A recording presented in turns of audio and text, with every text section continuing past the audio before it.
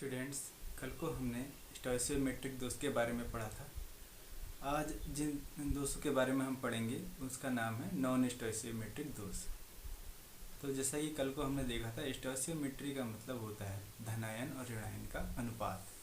तो धनायन और ऋणायन का जो अनुपात है यदि वही रहता है तो इस प्रकार के दोष को हम बोलते हैं स्टोइसियोमेट्रिक दोष। यदि किसी चेंज के कारण से धनायन और ऋणायन का अनुपात परिवर्तित हो जाए तो इस प्रकार के दोष को हम नॉन स्टोइसियोमेट्रिक दोष के नाम से जानते हैं। तो आइए चलिए आज हम पढ़ेंगे नॉन स्टोइसियोमेट्रिक दोष के बारे में। नॉन स्टोइसियोमेट्रिक दोष के बारे में पढ़ते हैं। जब क्रिस्टल में उपस्थित दोष के कारण धनायनों तथा ऋणायनों की संख्या का अनुपात स्टोइसियोमेट्री परिवर्तित हो जाता है तो इस दोष को नॉन स्टोइसियोमेट्रिक दोष कहा जाता है।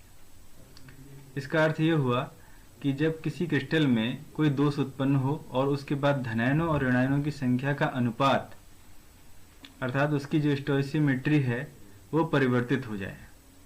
जो अनुपात पहले था धनायन और ऋणायन में वो बाद में चेंज हो गया दोष को उत्पन्न होने के बाद, तो इस दोष को हम बोलेंगे नॉन स्टोइसियोमेट्रिक दोष। ये दोष दो प्रकार के होते हैं, नंबर 1 धातु आधिक्य दोष और नंबर 2 धातु न्यूनता दोष। तो सबसे पहले जानेंगे धातु आधिक्य दोष किसे कहते हैं। धातु आधिक्य दोष, यह दोष धनायनों की संख्या अधिक होने के कारण से उत्पन्न होता है। इसका मतलब ये हुआ कि किसी भी क्रिस्टल में जो पहले से पॉजिटिव आयन और नेगेटिव आयन जो उसके अंदर मौजूद हैं उनकी संख्या जो पहले थी और उसके बाद जब ये दोष उत्पन्न हुआ तो उसमें क्या हुआ कि धनायनों की संख्या बढ़ गई और ऋणायनों की संख्या जो है अपने आप ही, जब एक की संख्या बढ़ेगी तो दूसरे की संख्या अपने आप ही कम हो जाएगी। एक अनुपात जो होगा वो चेंज हो जाएगा। तो ये धातु आधिक्य, धातु का मतलब है धनायन, एक प्रकार से जो धनायन है अगर बढ़ेंगे तो धातु आधिक्य दोष उत्पन्न होता है।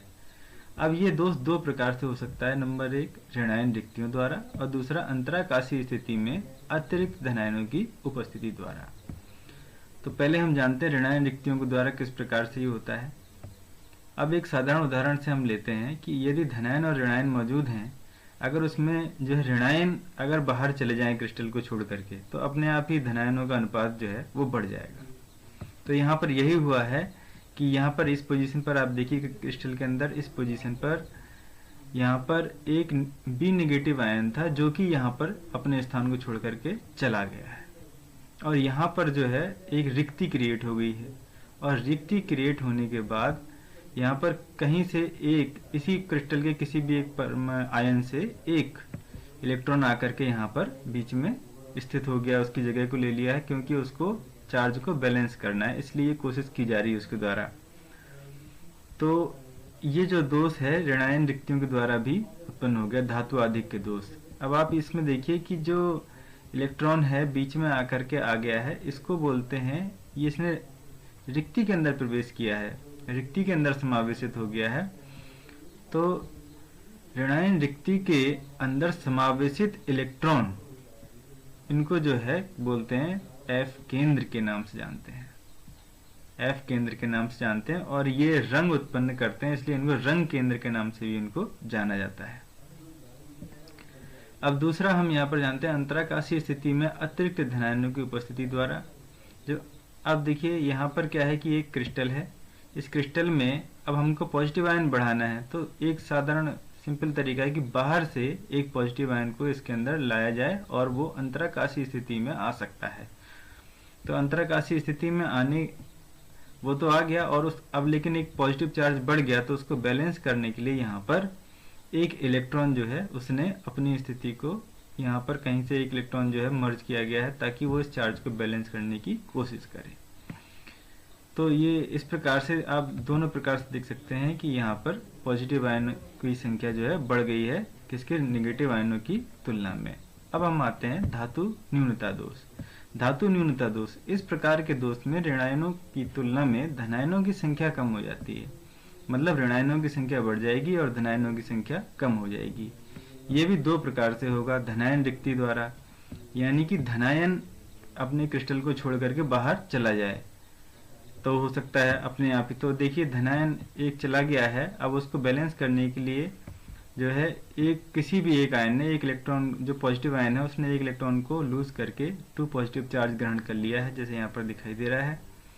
तो ये बैलेंस करने की कोशिश की जा रही चार्ज को। इस प्रकार से यहाँ पर आप देख रहे हैं धनायन रिक्ति क्रिएट हो गई है। तो धनायन रिक्ति हो गई है तो इसका मतलब अपने आप ही ऋणायन बढ़ गए हैं, तो धातु न्यूनता दोष बिल्कुल हो जाएगा, क्योंकि धातु की यहाँ पर हानि हो रही है, पॉजिटिव आयन की हानि हो रही है, धनायन की हानि हो रही है। दूसरा कारण है अंतराकाशीय स्थलों पर अतिरिक्त ऋणायनों की उपस्थिति द्वारा।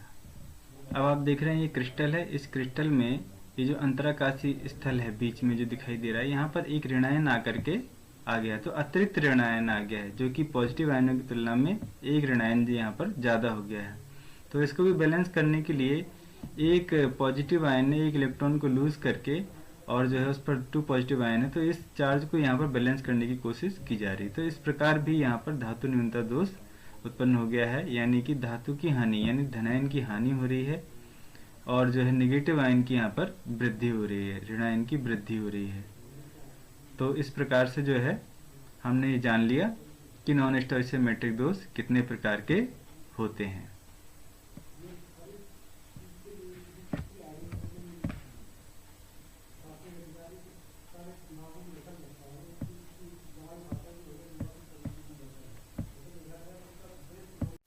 आज हमने सीखा कि नॉन स्टोइसियोमेट्रिक दोष क्या होता है और उसके क्या क्या कारण हैं, किन कारणों से वो उत्पन्न होता है।